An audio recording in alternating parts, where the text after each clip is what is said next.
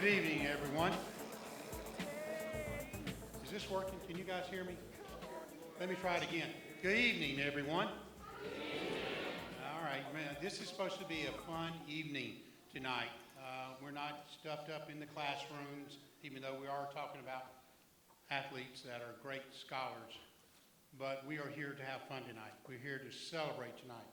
So on behalf of the Board of Directors for Play Treasure Coast Sports Tourism Office, it is my privilege as the President and CEO to welcome you to the 11th Annual High School Scholar Athlete Awards presented by Play Treasure Coast and the Indian River State College. As mentioned, I'm the President, and we are here excited once again to honor and recognize outstanding student athletes from Indian River County, St. Lucie County, Martin County, and Okeechobee County.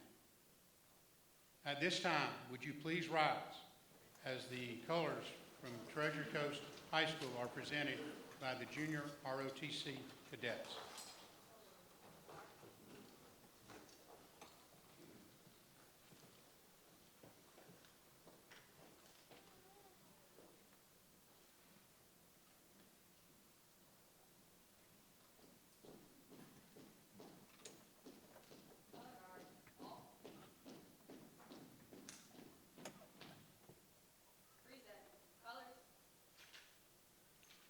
It is my pleasure to present Ms. Jane Whitaker with St. Lucie County School District to sing our national anthem.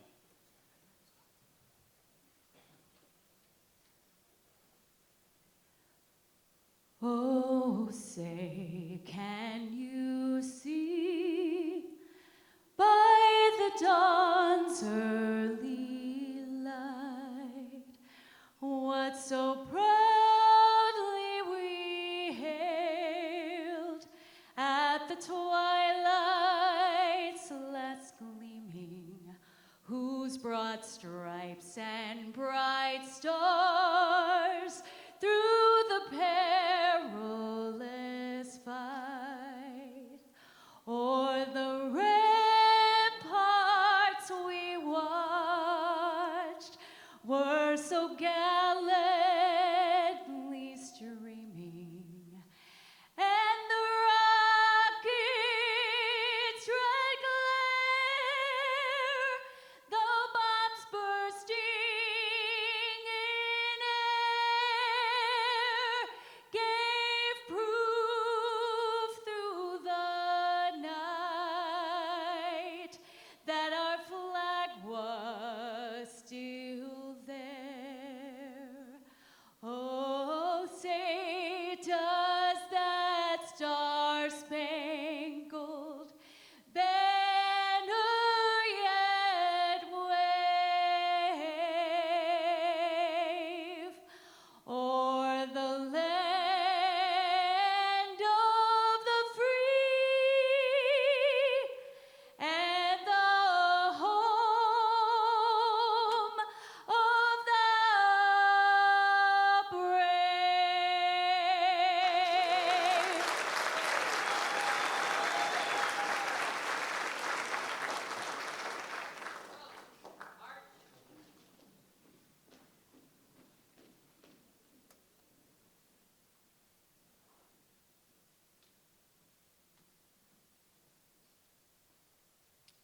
Thank you. You may be seated. Again, a round of applause for the Junior ROTC from Treasure Coast High School. And maybe the best national anthem singer here on the Treasure Coast, Ms. Jane Whitaker.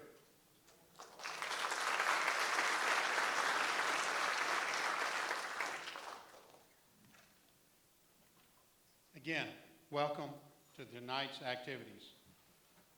Before we get started, I'd like to give special recognition to our sponsor for this evening's event, Indian River State College, and Dr. Moore, who cannot be here tonight. But also, I'd like to give special recognition to Miss Althea Wilson and her staff with the Malcalpin Fine Arts Center that we are here tonight.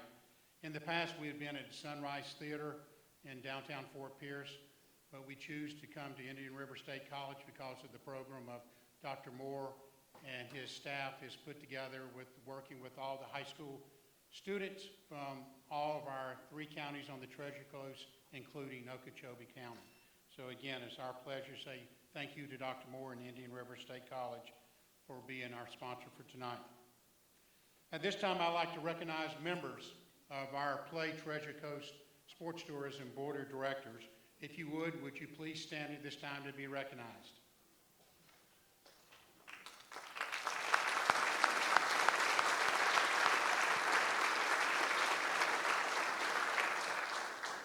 And we are very fortunate tonight to also have 2 of our founding board members that created this organization 25 years ago with the original Treasure Coast Sports Commission.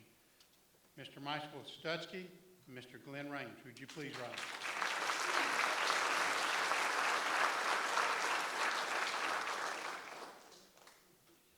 Also to introduce part of my team, we all play as teams here.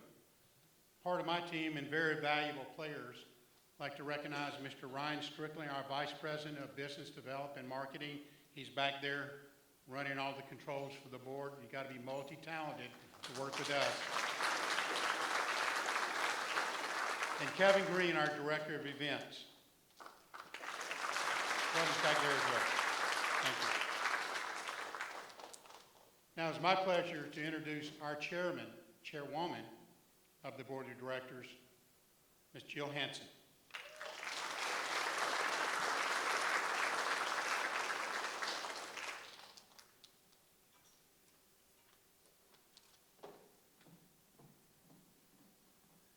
Good evening, everyone.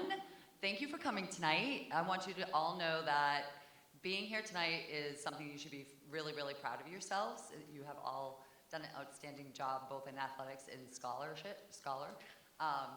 And I'm super excited to be here and be part of this. And I want to thank the guys that started this organization a long time ago, not that long ago. And I'm proud to be the chairwoman, and to the team, Rick, Ryan, and Kevin, and then of course to the 2 Dans down there. You put this event together and you do an extremely great job. So I'm not going to talk much further, but I would like to introduce a wicked good friend of mine he's the former athletic director of Treasure Coast High School, and we're ready to go watch the Bruins, so let's get this party started and award all these fantastic students here tonight. So thank you again for coming, parents, friends, teachers, and everyone. Have a great night. Good evening, everyone. I have called the National Hockey League, and they're going to start the game late tonight so we can get home to see it. On behalf of Play Treasure Coast Sports Tourism and the Board of Directors, it is my pleasure to present to you the 2024 High School Scholar Athlete of the Year Award for outstanding student athletes who have become nominated by their respective athletic directors, coaches, and school administrators.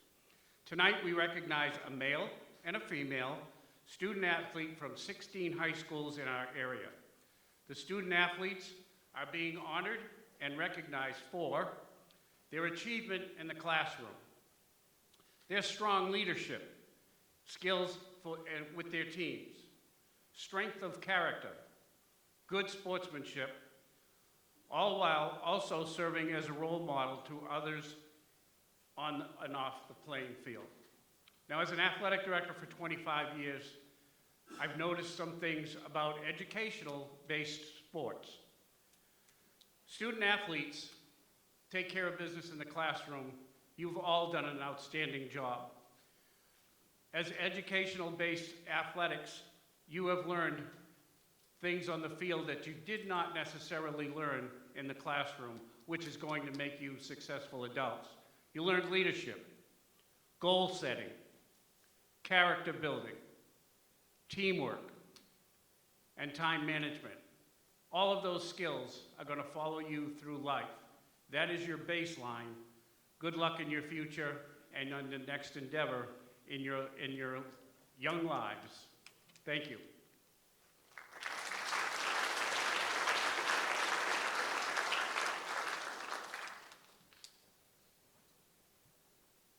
I almost forgot my buddy.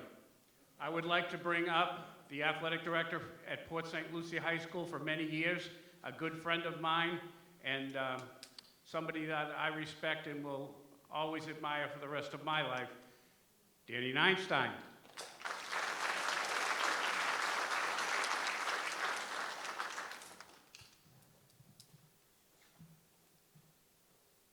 Dan had the responsibility of trying to get the athletic directors at all the schools to return his emails, his phone calls, etc. Some were quick, some were not so quick.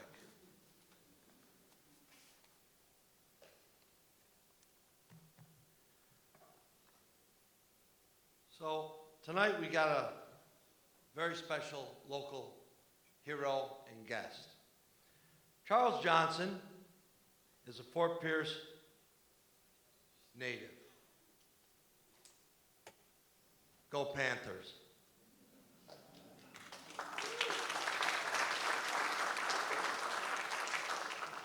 A little bit about Charles Johnson Jr. He was the #1 pick ever by the Miami Marlins. He was with them from 1994 to 1998, 2001 to 2002. He was with the Los Angeles Dodgers in 1998, the Baltimore Orioles, 1999-2000, the Chicago White Sox in 2000, the Colorado Rockies, 2003 to 2004, and the Tampa Bay Devil Rays, 2005. Johnson was considered one of the best defensive catchers of his era, winning 4 consecutive Rawlings Gold Glove Awards between 1995 and 1998. His career highlights include the 1997 World Series champions, Florida Marlins, a 2-time Major League Baseball All-Star, and the University of Miami Sports Hall of Fame. Charles was nominated for the Major League Baseball's highest honor, the Hall of Fame, in 2011. Charles currently is an alumni ambassador for the U and supports Major League Baseball Players Association training and mentoring youth initiatives nationally. Charles sits on the board of Rise to Greatness, formerly known as Perfect Game Foundation, whose mission is to provide resources and no-cost programming in America's most socioeconomically challenged neighborhoods with camps, clinics, scholarships, mental health, and sports performance support, violence prevention, and STEM educational support. Charles sits on the board of Student ACES, a nonprofit organization dedicated to preventing character, education, and mentoring, community service, and life skills for high school student athletes. Charles created the Charles Johnson Jr. Summer League, which has provided more than 35 scholarships for student athletes from 13 continents. Charles partners with other organizations to empower youth globally. The combination of athletics, community, and education enables student athletes to succeed in all aspects of their lives for professional success. At this time, I'd like to introduce my former student, my former athlete as I umpired. I know him as Bump, Charles Johnson Jr. Only hometown, right? Only hometown bump, right? Good evening, everybody. My name is Charles Johnson. I'm glad to be here. I definitely want to thank the Treasure Coast Sports Commission for inviting me here. Rick and the family, I really appreciate it. I want to say congratulations to all the student athletes here for this great honor to be able to get awarded for this, for your scholarship and for what you do on the field. I know it's really tough for me being a former college athlete. I know how tough it is as far as trying to get your books out and at the same time perform on the field. So I want to say thank you for that. Thank you. like he just said, my name is Charles Johnson. I grew up here in Fort Pierce. Young kid that played a little baseball over there at Elks Park, 25th Street. And I'll never forget, I was a young kid, like 8 years old, and I decided I wanted to play baseball. I grew up in a baseball family. My father and mother, they're here. And Gloria and Charles, I really appreciate y'all showing up. I appreciate that. I grew up in a baseball family. My father played baseball at FAMU. My mother went to school at FAMU and at Florida A&M, and so I had plenty of uncles that played at Southern and all kind of stuff. So I grew up around a baseball family, and I remember I was like around 8, 9 years old. I told my pops I wanted to play baseball, and he signed me up over there at Elks Park. And I remember sitting out there in the outfield in practice one day, and I was a little bored at the time. And you know, when you're younger, like 8 or 9, you don't get a whole lot of action in the outfield playing baseball. And I decided I wanted to be a catcher. I said, you know, I think I can do this. I think I want to go behind home plate because I had a cousin, Terry McGriff, that was a catcher that was older than me. And so I said, you know what, I think I might can do this catching thing. And I remember telling my pops this, and he went on and bought catching gear. And I was one of those fortunate young kids that had a father that coached high school baseball in the area. So my dad had baseball equipment. He had a bunch of balls around, and he had machines around. And so on those Saturdays where a lot of kids are playing, I was in the backyard with my pops blocking baseballs, working on my catching. Yeah, he's throwing balls to me, I'm blocking them. He's throwing balls to me, I'm blocking them. I'm trying to better my skills and become a better baseball player. And so we did that for a lot of years. And I appreciate that hard work and dedication because there were times where I pushed my dad and there were times where he pushed me. But we played off each other. And it worked out well. And I really appreciate that because I had the opportunity to move on and get from Westwood to become a first-round draft pick for the Montreal Expos. And when I tell you what, that was such a thrill for me because being a young man here in Fort Pierce, being drafted by the Expos and not quite knowing what to expect. So when you like in the 9th grade, and I didn't quite know what my baseball career was going to be, but I knew around by the 10th grade I had a shot at this thing. I knew that I was hitting balls a little further than some other kids, and I was throwing the ball a little faster than some other kids, but you just never know because you play baseball in your area. So I had no idea. But when I was in the 11th grade, I had a chance to play on the Junior Olympic team. And that's where I started to realize that it's a lot of talent out there. That's where I flew to South Dakota and had a chance to compete with a lot of young men, a lot of great ball players. And that's where I started to realize that, wow, I have to work at this thing. I have to put some work at this. And I came home, and fortunate enough, I got drafted first round by the Montreal Expos. And I remember I was a young kid, didn't know what to do. At the time, they offered me $205,000. And $205,000 back in 1989 was a lot of money. And it's a lot of money now, I would guess, right? But not compared to what the young kids get drafted now, whereas that they offered me $205,000. But at the time, the highest signing bonus was $241,000. So, man, that was a lot of money. And so I'm debating about what to do. And I'll never forget, I was at the University of Miami. I committed to Miami to play baseball. And my father and mother, they called me and they basically gave me some advice. They was like, listen, son, by the time you tax $205,000 and buy you a car, which I knew I was going to do, I'm going to buy me a car, right? I'm going to buy that car. And Uncle Sam going to get his money also. And I knew that was going to happen. And I looked at it and I said, you know what? I think I'm going to go to the University of Miami. I think I'm going to go to school.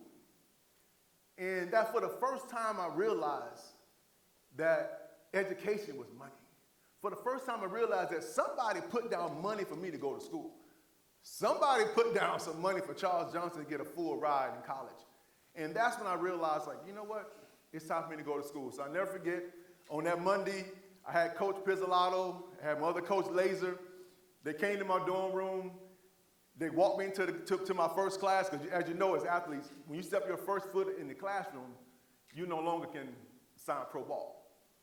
And so I came to my classroom door, and I got to the door, and they pushed me in the door. So they pushed me in the door. I stumbled in the classroom, and now I'm officially a University of Miami athlete. And so now I'm there for 4 years. And I tell you what, one of the best experiences of my life. And had a chance to play in the College World Series, had a chance to play in the Pan American Games in Cuba, played in the 1992 Olympics in Barcelona, Spain. And that year was a dream team. So we had like Michael Jordan and Larry Bird and Magic Johnson and all these guys are there. And so we are gathered to come out onto the stadium wearing our USA hats and representing our country. And I'm walking out with Michael Jordan and I'm fired up. Man. I mean, I'm in the Olympics. And it was because of that decision of my parents guiding me in that direction. And not only did I play in the Olympics, I ended up getting drafted by the Miami Marlins now, but was the Florida Marlins. First round draft pick by the Florida Marlins, ended up signing for almost $600,000. So I went from $200,000, $600,000 on that one decision. And so I say to you, young men and young women, listen to your parents, listen to your uncles, your aunts, your coaches. They've been there. They understand where you're going and what's going to happen and what some of your pitfalls can possibly be, because that basically helped my career in a tremendous way, because not only I get drafted first round, now I'm playing ball in my backyard. I'm in the Florida Marlins playing baseball in Miami. And so that one decision helped me move forward to be able to win a World Series in 1997 with the Florida Marlins. Had a chance to play a lot of places, Los Angeles Dodgers, played with the Baltimore Orioles, Chicago White Sox, I played with the Colorado Rockies, Tampa Bay Devil Rays. I feel truly I was blessed to have a long career and truly wished I could have played longer, but we all know these things don't last for so long. But the one thing I do know is that, and I learned from my father, he always said sports is a mini view of life. And you realize that when you keep playing long enough, and you finish the game, you realize like, man, it really is a mini view of life, because you're gonna have your ups and your downs. You're gonna have your triumphs and your disasters. That's life. But the key is that how you deal with it. How you deal when things are not going well. How you deal when I'm going with the at bat and I hit a ground ball to short, I make it out. I hit a pop-up, make it out. Hit a hard line drive to center field and make it out. Now I'm 0 for 3. What do I take that energy, that negative energy, and put it into something positive? And what I used to do is that, I said, you know what? I may not have done well hitting right now. I'm gonna take this negative energy and put it into my defense. I'm gonna become a better defensive player. So I told myself, if I can't get a hit, then nobody else is gonna get a hit. I'm getting everybody else out. I'm gonna be the best catcher I possibly can. I'm gonna call the best game I possibly can, because that's what you have to do, young men and young women, whereas that when things get tough, take that negative energy and put it somewhere else. In your personal life, take that negative energy. Man, sometimes I go and clean up. That's how I take my negative energy into a positive. Sometimes I go in the yard and do some stuff. But that's sports. Sports have a way of teaching you the things, how you move forward in life. So don't forget that in life, young men and young women. Don't forget that. Take the sports and use it in your everyday life. Don't forget about what you have accomplished on the field. Don't forget about the pain. Don't forget about the hard running, the days when you think you was about to quit, but all of a sudden that second wind popped in, right? You know you've been running, right? And that second wind come in, and now you feel like you can run forever. Keep that same approach in life. Never lose that. Because that's what you're gonna need to be as leaders in life. Leaders in life. And when you think about leaders, a lot of times I look at leaders in life and I say to myself, you have to look at leaders as being a fruit tree. Think of it that way. Whereas that, if you're a true leader, you do not have to seek followers. If I'm a true leader, I never seek followers, because people are going to be attracted to me. And what you got to understand is that to be a good leader, people are attracted to your talent. They're attracted to what you bring to the table. They're attracted to your spirit, your energy. They're not attracted to you. Just like a fruit tree. You're not really attracted to the fruit tree, whereas that the roots, the limbs, the branches. You're not attracted to that. You're attracted to the fruit. So don't think as you get older in life and you start seeing crowds start to build around you, and you start seeing friends start to build around you. Don't get stubborn and think that it's just you. It's not really you. It's your talent that they like. It's what you bring to the table that they love. That's what they're looking for. So don't be stubborn and think that, oh, I'm the best ever. No, it's not you. It's your talent. It's your energy. It's what you bring to the table. So when you get to that point, please, what you don't need to do is, don't eat your own fruit. Don't eat your own fruit. Because a fruit tree doesn't eat its own fruit. Doesn't touch its fruit. It gives. It gives. It's your talent.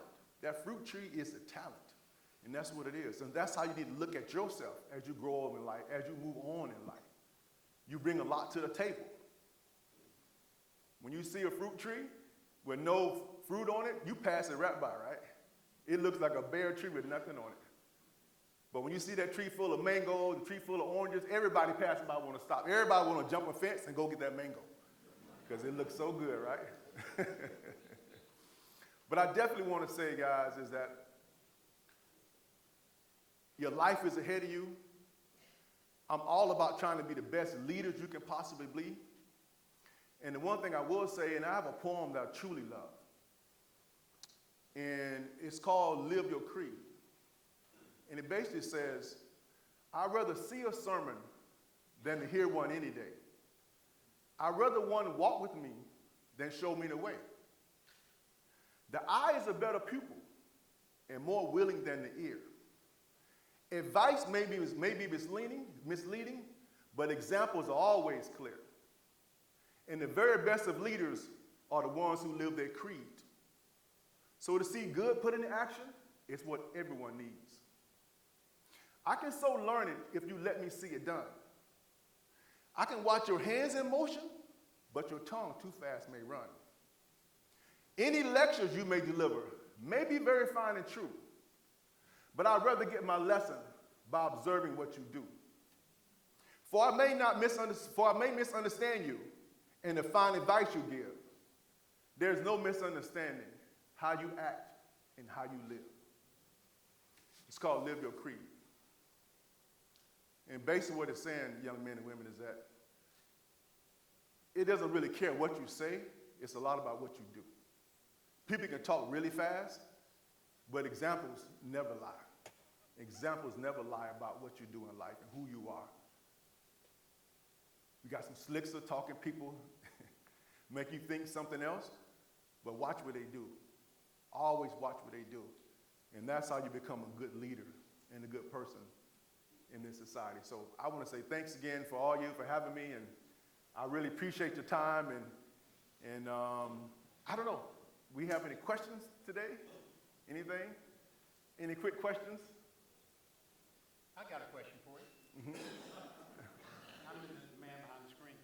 You mentioned your Olympic experience, being there with Jordan, Magic, all those guys. What was it like for you as a kid growing up here on the Treasure Coast and in Fort Pierce to be now a member of an Olympic team that represents the United States? The process was really crazy for me. It's because, like I said, now these young kids, now they have travel ball. And so now they get a chance to see what's going on around the country in one tournament in Jupiter. Go to Jupiter and find out all the talent in the country. At that time, I used to have flip pages in Baseball America that came out like once a month. And now I got to read it to figure out who's out there. And so for me to have the opportunity to try for the Olympic team and then not only try out, but become the starting catcher, it was so fulfilling to me, whereas that it's truly hard to explain to walk into a stadium and you got USA across your chest and you got some of the best athletes in the world and you are there walking in a stadium with these same people. It's an amazing feeling when you see all these other countries around and here you are part of this great Olympic challenge that I watched on TV for many years and now I'm a part of it. And such an amazing experience. It's really truly hard to explain it. I got a few things left over from my Olympic stuff, but not a whole lot. And that was back in '92. So some things that I left at home in my dad's house, and some things I took. I don't know where the stuff at nowadays. So I asked my pops, man, when you see my stuff? He sold it all.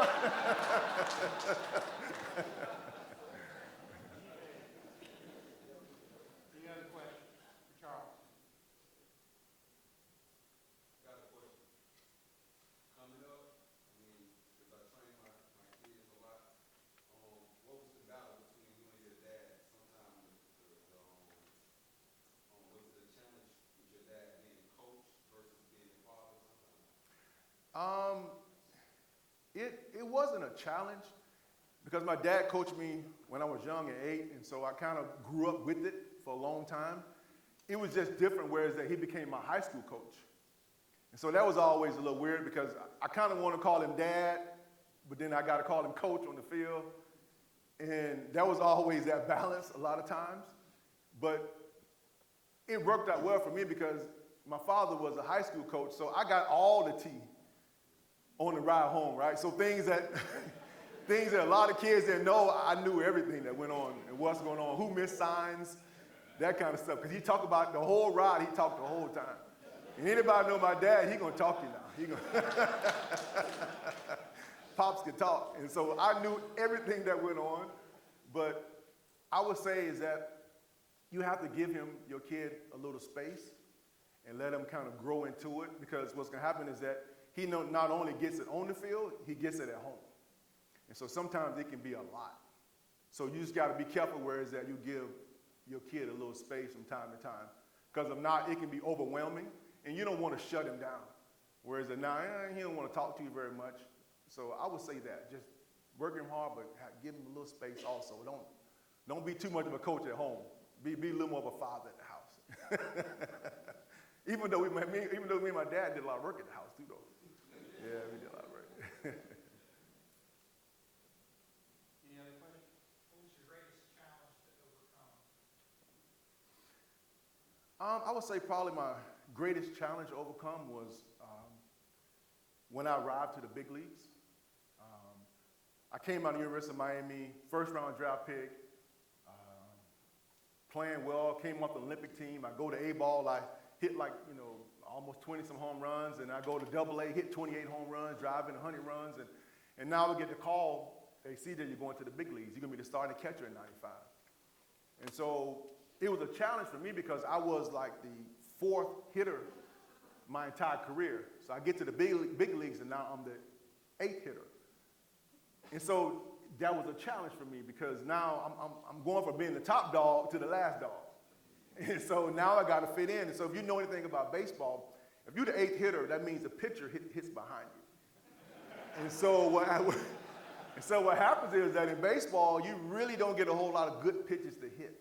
And so the challenge for me is that to try to be patient, because I'm used to driving in runs. I'm used to being that guy.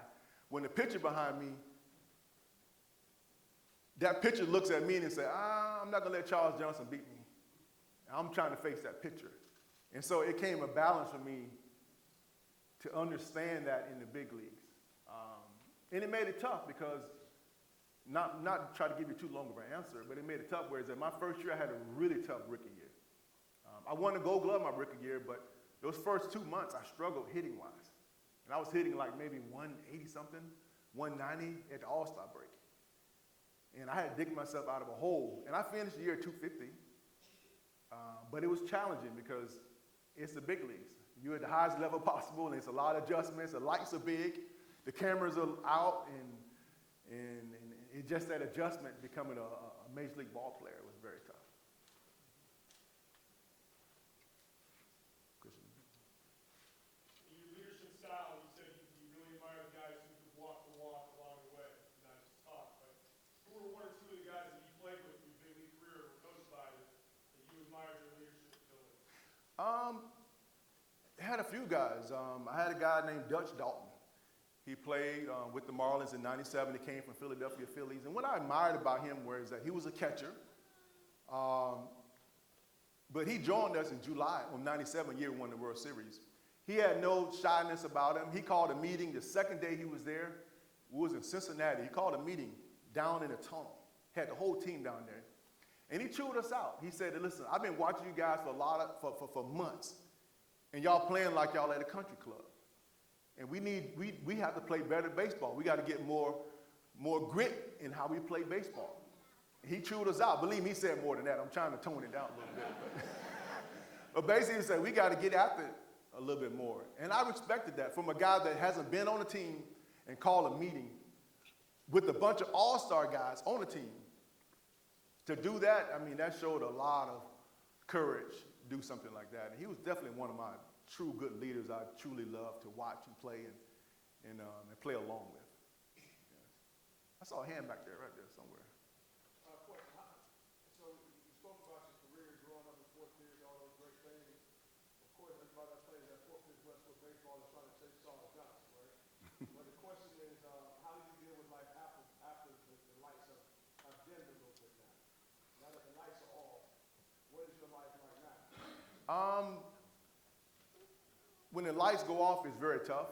When you're playing at a high level in the major leagues and sports at that high, there's really nothing that quite gives you the same feeling of that feeling of adrenaline from day in and day out of 30, 40, 50,000 people in the stadium, and you got an ESPN game, and you're on television, it's a big game, and it's a World Series, and there's nothing quite give you that adrenaline flow as a player, as an athlete, than playing at that level. So it's really difficult. It's truly hard to find that, and so it took a while for me to adjust to that. It took a while for me to kind of get used to just everyday stuff that's going on. 'Cause I'm used to having that adrenaline flow. And so, yeah, it was tough at first. But at this point now, I'm really busy. I do ambassador work with the Marlins. I enjoy doing that because it keeps me at the stadium, the Marlins Stadium. But at the same time, I get to being part of the community. I get to shake hands, kiss babies, and all that good stuff. And I eat some nice meals at the stadium. And I enjoy myself. And really busy with my summer league, which I truly love, whereas that I've had 35 kids get scholarships from the summer league. I'm busy with the foundation Rise to Greatness, which is formerly Perfect Game. So the family from Perfect Game, they sold their entity, and now they started a foundation called Rise to Greatness, the Ford family. And I'm on their board, and basically their mission is to really try to help a lot of underserved kids in our community to stay in the game of baseball. And when I first came in the league, there were 18% blacks playing baseball. Now there's 6% blacks.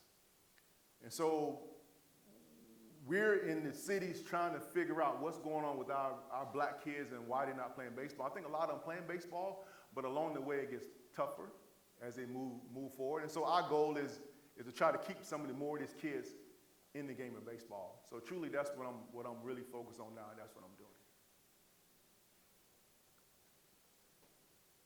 Last year we had Rick Ankiel here. Who got the best of who? Charles Johnson or Rick Ankiel? I gotta say Rick probably, man. I mean, Rick is a tremendous athlete.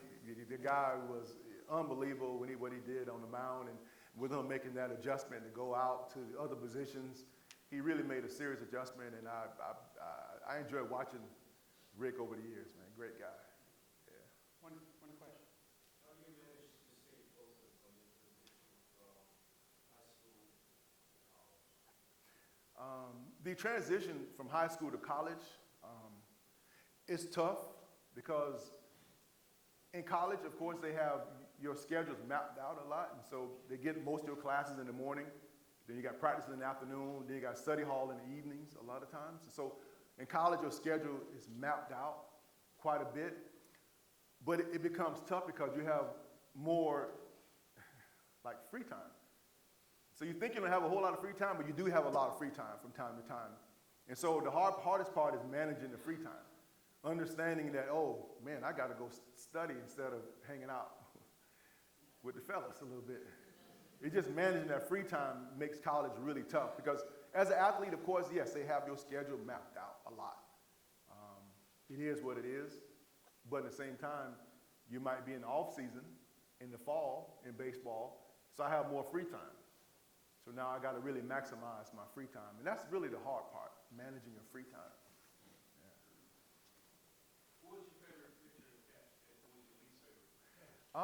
My favorite pitcher to catch probably was, I enjoyed catching Mike Mussina. He played with the Orioles for a while. He played with the Yankees for a while. I enjoyed him because Mike Messina had a lot of pitches. So he's one of those guys where it's that if one didn't work, I can find something else. Whereas that most guys only carry about 2 pitches with him, 3 at max. But he carried like 5 or 6. So he can do a lot, you know. And so he was a fun guy to catch. Probably the tough guy to catch probably was Kevin Brown from the Marlins. He was really tough because he threw like 96 with a sinker, and he had a big tilt on it. So he was one of those guys where I had to make sure I get some good sleep the night before, right? I couldn't be out doing a whole lot of stuff. I get good sleep before I catch him. Yeah. Everybody, Charles Johnson Jr. Thank you, thank you.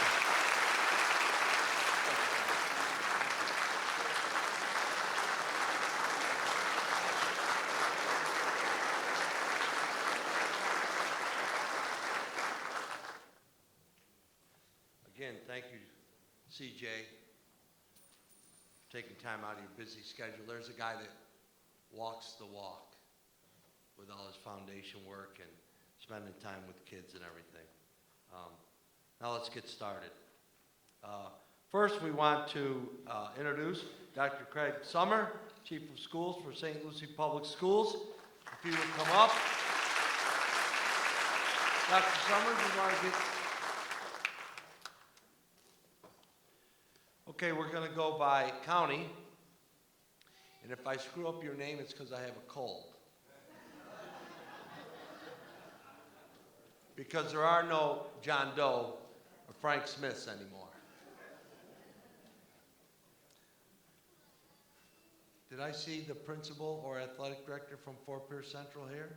Do you want to come up and get in the pictures? Okay, first from Fort Pierce Central High School, Harmony Randolph.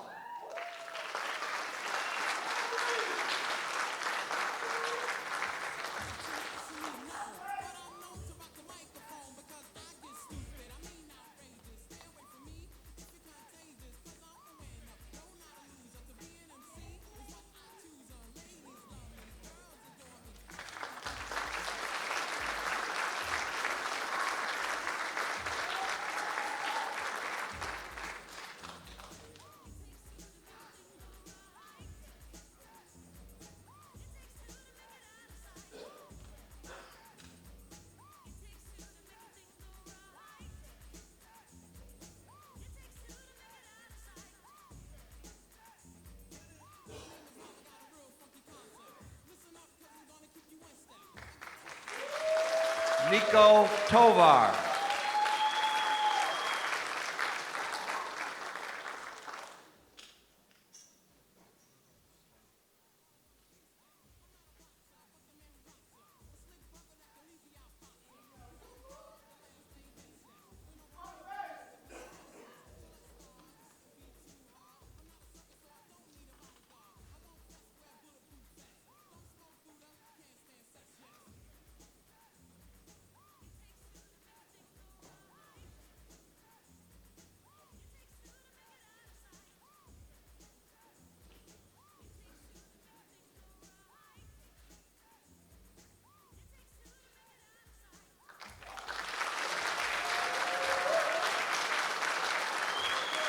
From Fort Pierce Westwood High School, Kaya Patherick.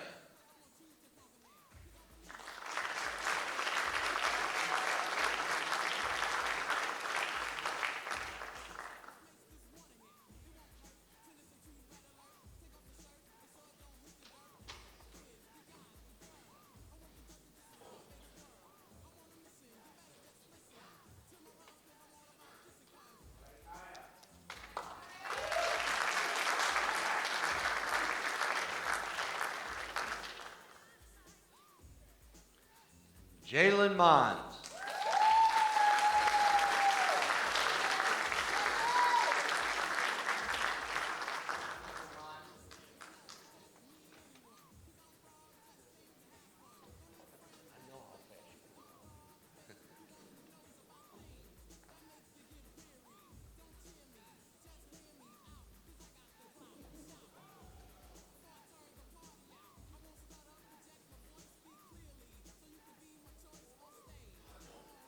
From John Carroll High School, Ireland Dempsey.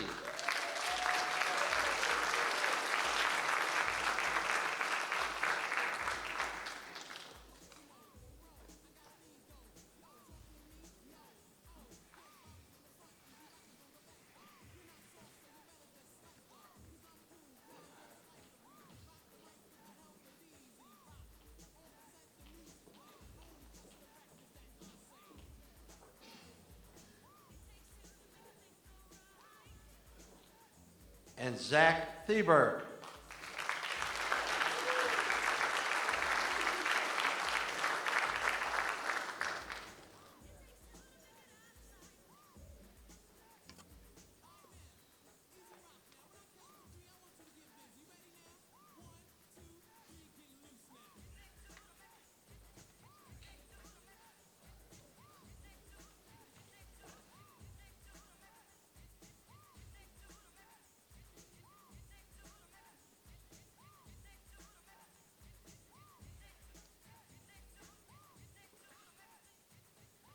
From Lincoln Park Academy, Layla Cornett.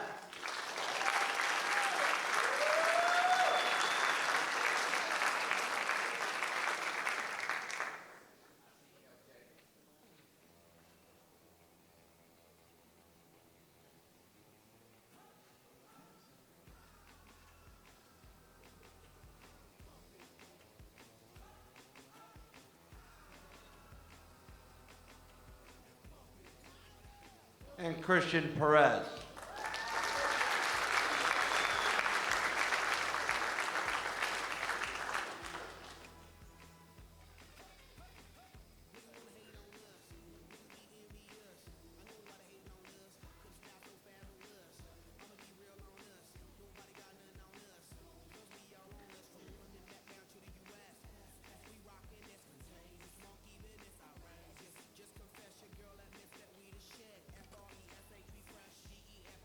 From Morningside Academy, Juliana Bonacera.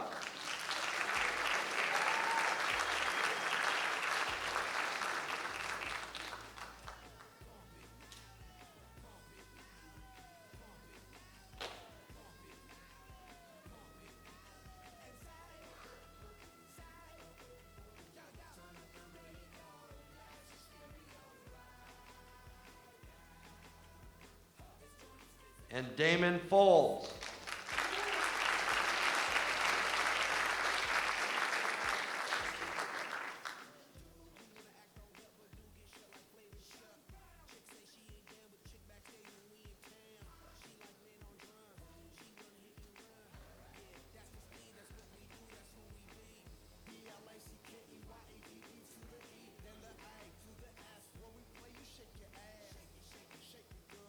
From Port St. Lucie High School, Ava Johnson.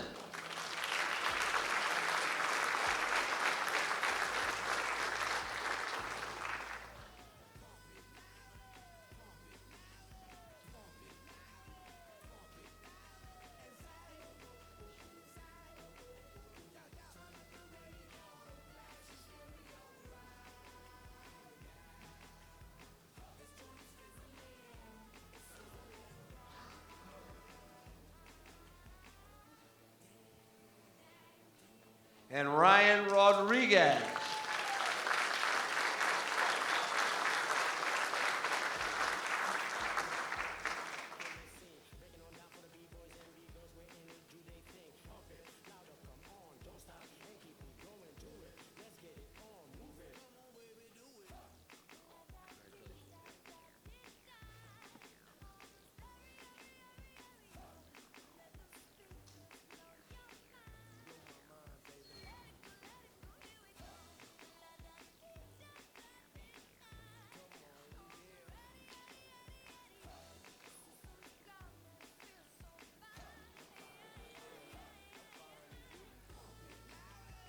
From St. Lucie West Centennial High School,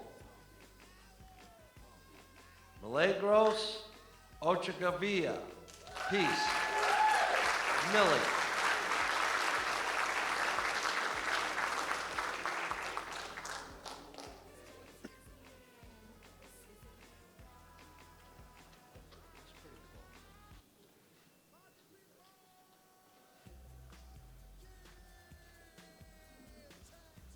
and Jeremy Durbin.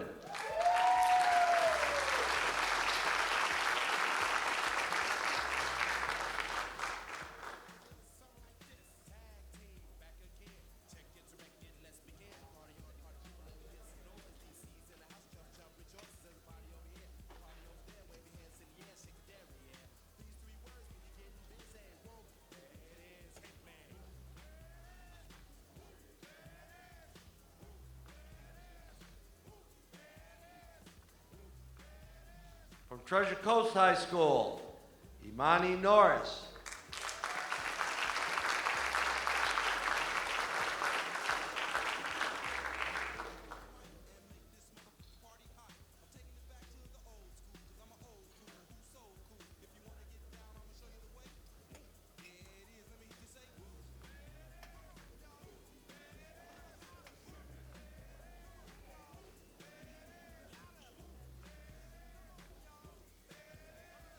Manuel Herman.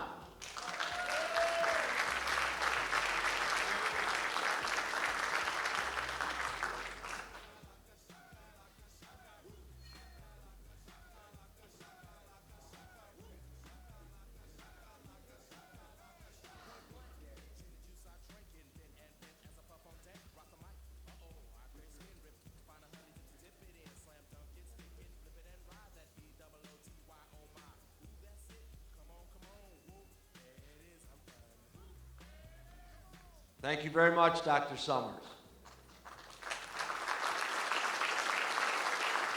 I'd like to introduce the Assistant Superintendent of Academics for Martin County School District, Troy LaBarbera.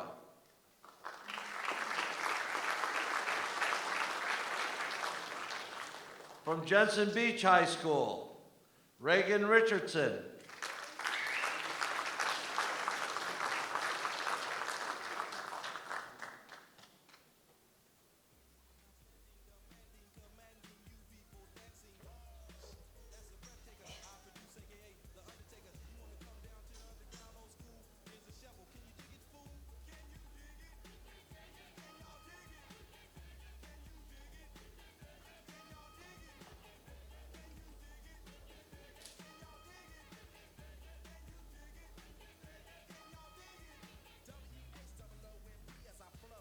And Dylan Fatovich.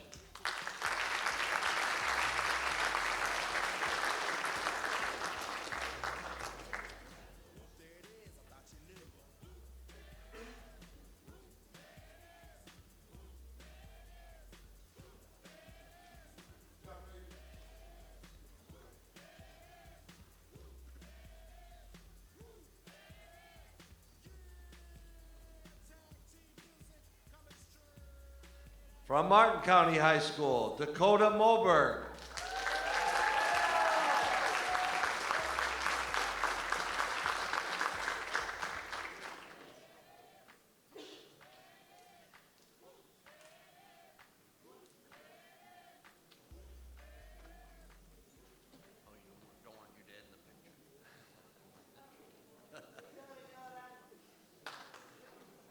And Dylan Murphy.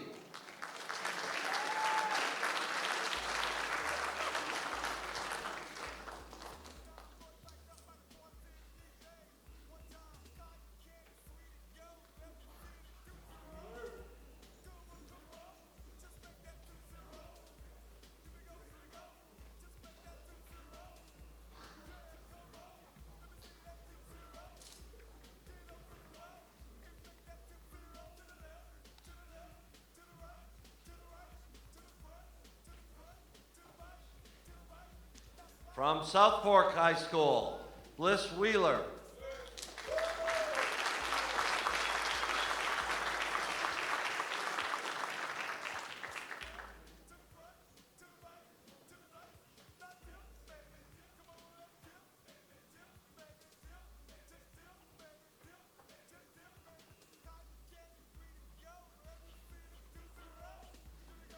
And Jonas Xavier Barrios.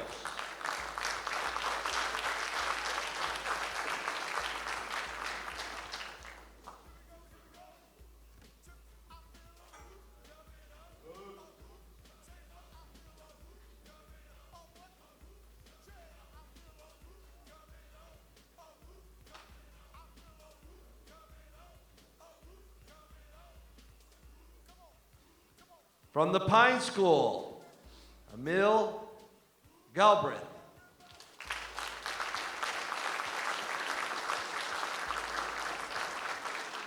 And AJ Scher, Alan AJ Scher.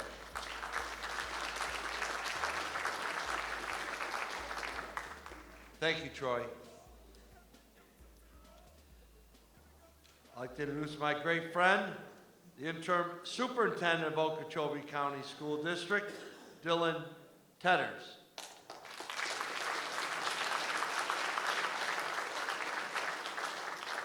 From Okeechobee High School, Sydney Matthews.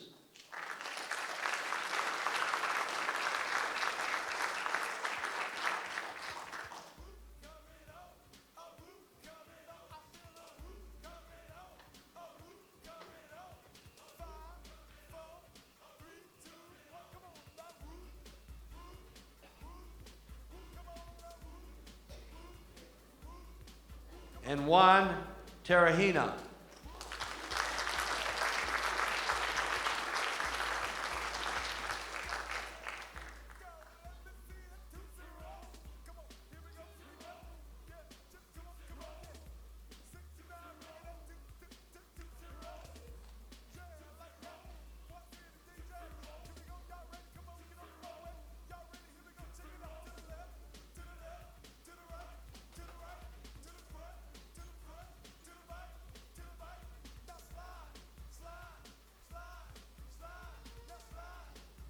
Thanks, Dylan.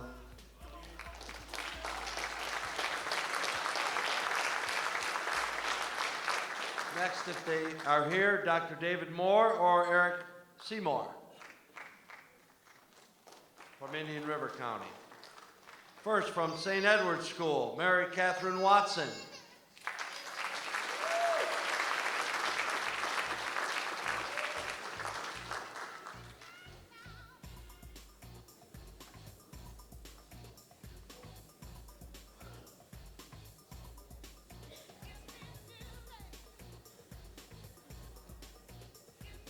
And Reed Sternberg.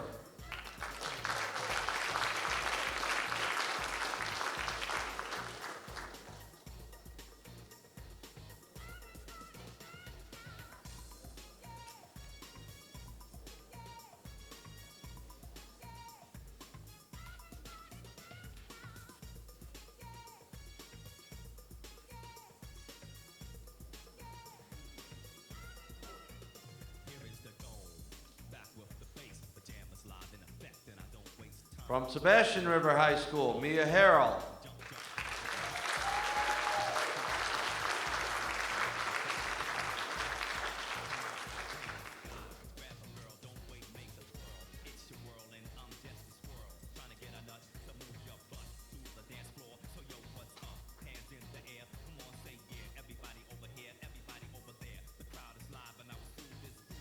And Keenan Matthews.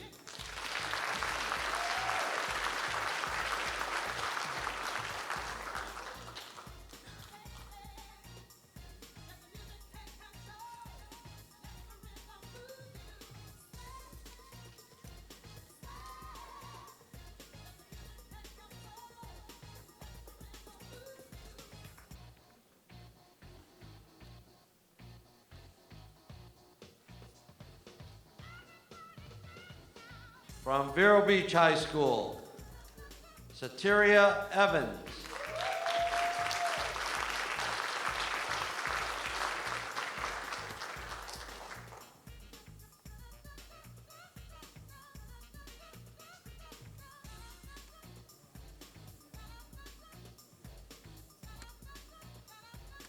And Deshelle Ferguson.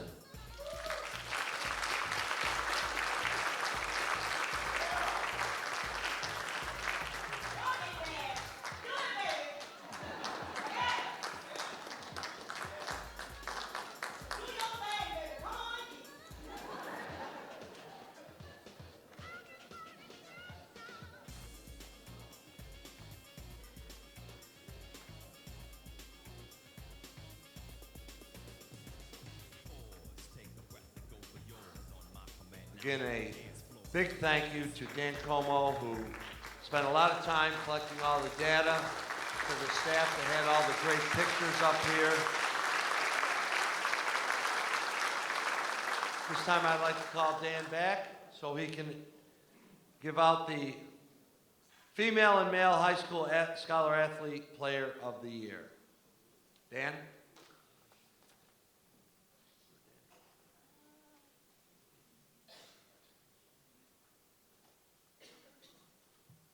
Let's have another round of applause for all these great young athletes.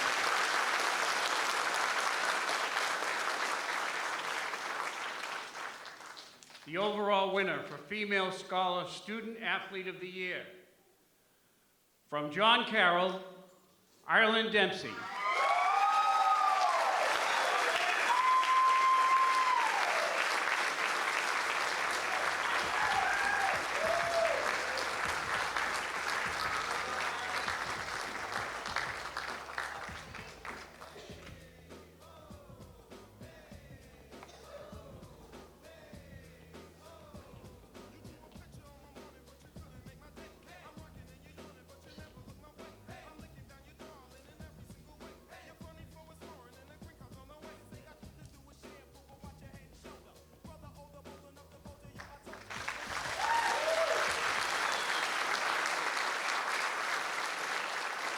The overall Male Scholar Student Athlete of the Year, from Fort Pierce Central, Nico Tovar.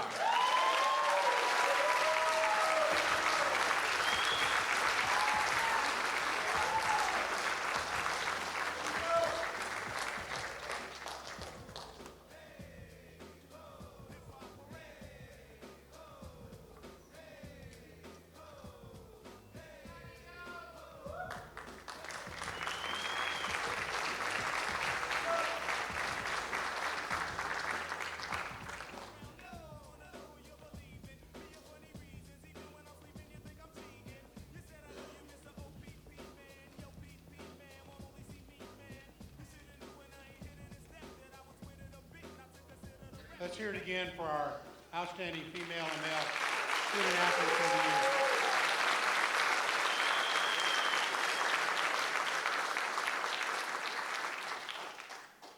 And as Denny Einstein mentioned, thank you again, Dan, for all your work and working with all the athletic directors in all 4 of our counties. There's not many sports commissions that reach out and do these good deeds or recognize these good deeds. So again, thank you to the Board of Directors for the Treasure Coast Sports Commission. Thank you, Michael Stutzky, for starting this program and ensuring it keeps working and moving forward. And again, in wrapping up, all the photographs from tonight with our photographer can be found at playtreasurecoastsportsflorida.com. Okay, great. This wraps up our program for tonight. Again, congratulations to all the student athletes. Congratulations to the parents. Proud moments right here, I'm sure. Congratulations and thank you for your time for the school administrators and the coaches and the athletic director.